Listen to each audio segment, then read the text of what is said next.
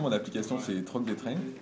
Donc le concept est simple, on va se connecter directement sur le site Troc des trains pour récupérer des listes de billets en fait. Donc on va pouvoir faire des recherches, donc avec une page de recherche. Donc je veux partir de Paris à Montpellier, tel jour à telle date. On va récupérer des listes de billets qu'on va recevoir sur notre téléphone dans des listes view.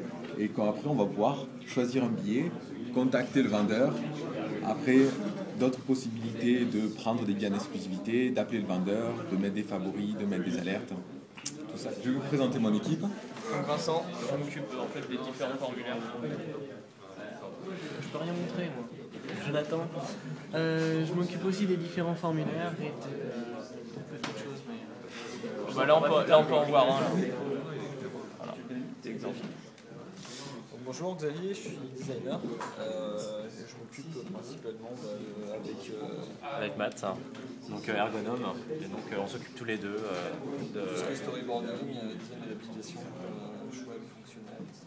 Moi c'est Vincent, déjà j'essaye de coder. Et donc, je suis sur la partie requêtage HTTP et parsing XML avec mon voisin. Je fais des parsing XML avec mon voisin qui fait des requêtes.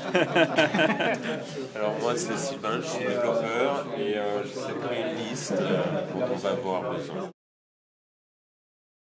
Alors la démo pour demain, ça va être, dans un premier temps, on va faire donc une page de recherche, comme je vous l'ai expliqué, avec de là où on part jusqu'à là où on veut aller, choisir une date, choisir un temps, choisir le nombre de places, si on veut partir à plusieurs, faire la recherche, envoyer la recherche vers le site, récupérer la liste des billets, afficher la liste des billets avec peut-être l'affichage des photos si on a le temps. Après, une fois qu'on a sélectionné un billet, avoir toutes les infos du billet, avoir les infos du vendeur, vérifier si le billet, la fiabilité du billet, donc c'est vérifier par rapport à la SNCF si le billet a bien été vendu, si le numéro correspond, si la date correspond et si les lieux correspondent par rapport à la SNCF, donc pour savoir si le vendeur est fiable ou pas.